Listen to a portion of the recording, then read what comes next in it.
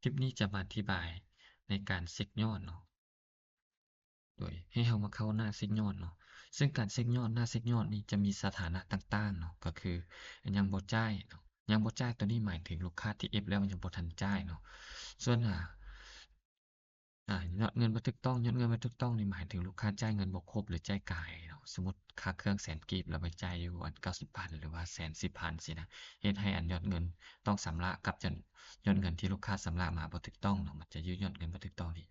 ส่วนยังบ่จ่ายเนาะจะมีลูกค้าอยู่2กลุ่มเนาะก็คือลูกค้าที่เอฟแล้วทักแชตเนาะคล้ายๆอันลูกค้าเอฟติดแล้วมาค่อยทักแชตนำหลังเนาะจะอยู่นี่ยังบ่ทันจ่ายก็ย้านเนาะมันจะมาอยู่นี่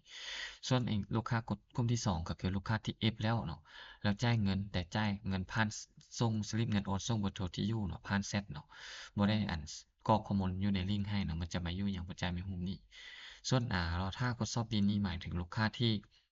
เอฟแล้วเนาะจ่ายเงินกรอกข้อมูลต่างๆเบอร์โทรที่อยู่เนาะแนบสลิปเงินโอนต่างๆหั้นอยู่ในลิงก์ให้เนาะมันจะอยู่รอท่ากดสอบบิลนี้ส่วนทั้ง2สถานะที่ลูกค้าการจ่ายเนาะยังบ่จ่ายไม่ฮู้หรือว่ารอท่ากดสอบบิลนี้ถ้าลูกค้าจ่ายแล้วเขากดยืนยันกดสอบบิลเนาะแล้วมันจะค่อยขึ้นมาสถานะนี้หรือว่าจะค่อยย้ายมาอยู่สถานะนี้เนาะว่ากดสอบบิลแล้วเนาะถ้ากดสอบบิลแล้วเขามีการกดพิมพ์บิลครับหรือว่าพรินต์บิลออกปึ๊บเนาะมันจะค่อยย้ายมาพิมพ์บิลสำเร็จเนาะตัวนี้เรามาเบิ่งเนาะวิธีในการชำระของลูกค้าที่ส่งผ่านแชตเนาะแล้ววิธีเช็กยอดว่าถ้ากรณีลูกค้าส่งผ่านแชตเดะเนาะเขาจะกรอกข้อมูลใส่ลูกค้าแนวใดเนาะถ้าลูกค้าเอฟแล้วส่งผ่านแชตต่างๆเพิ่น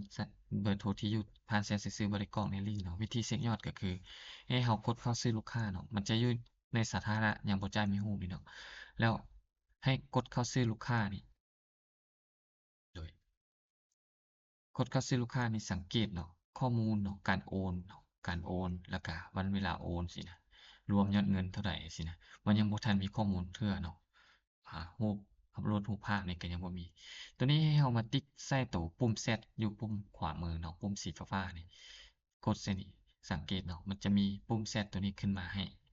เรามาเบิ่งเนาะตัวนี้ตัวอย่างเป็นรูปสลิปเงินโอนของลูกค้าเนาะตัวนี้ยืนยันว่าลูกค้าจ่ายเนาะ แล้วให้เรามากดใส่นี่รูปภาพแล้วให้เรามากดสอบว่าสลิปเงินโอนที่ลูกค้าส่งมานี่แม่นยอดเงินโอนถูกต้องแล้วบ่แม่นสลิปเงินโอนถูกต้องแล้วบ่เนาะเบิ่งกวดทุกอย่างว่าถูกต้องมาแล้วเนาะให้เรามากดอัปโหลดรูปภาพนี่หรือว่ากดบันทึกข้อมูลนี่เนาะระบบจะทำการอัปโหลดรูปภาพเนาะเข้ามาระบบเนาะมันจะใช้เวลาการ detect หน่อยหนึ่งเพื่อกดสอบว่ายอดเงินตัวนี้โอนมาเท่าใดโอนมาวันที่ใดเนาะแล้วระบบกดเห็นปึ๊บเนาะมันจะอัปโหลดปึ๊บเนาะ อัปโหลดขึ้นมาตัวนี้แล้วบางเทื่อเนาะโอนแล้วมันกว่าจะเห็นตัวเลขเนาะจำนวนเงินมันก็จะขึ้นมานี่เลยเนาะให้เรามาทำการติ๊กใส่ทึกตัวนี้เนาะปุ่มสีดำอยู่อันตัวโอนแล้วนี่เพื่อยืนยันว่าลูกค้าโอนเงินจำนวนเงินถูกต้องเนาะกดตัวนี้ระบบมันจะดึงจำนวนเงินที่ถูกต้องมาขึ้นมาให้เนาะแล้ววันเวลาโอนนี่มันก็จะขึ้นมาวันเวลาโอนนี่ขึ้นมาให้เองแล้วยอดรวมเดะว่า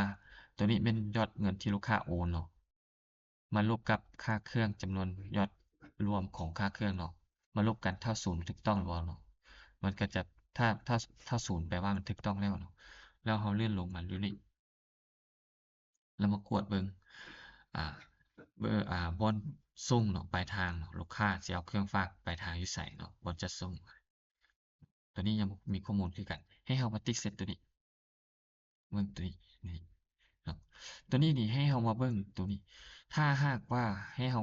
เป็นกรณีเนาะข้อควรระวังตัวหนึ่งถ้าหากว่าลูกค้าเลือกขนส่งรุ่งอรุณเนาะ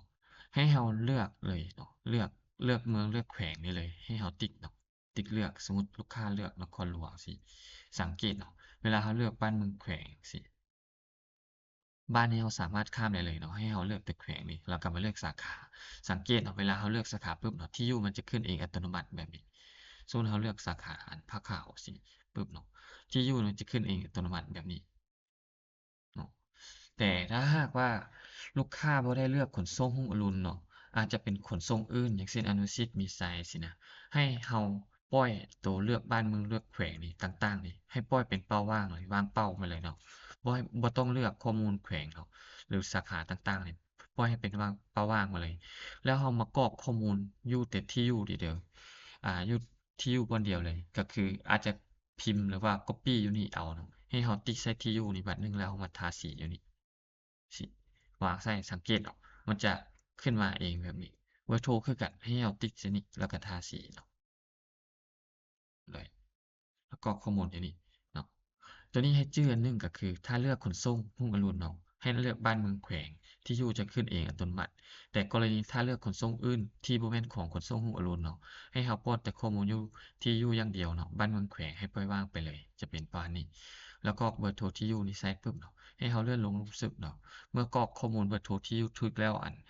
ยอดเงินอิหยังต่างๆเนาะก็ถูกต้องไปแล้วและให้กดบันทึกเนาะ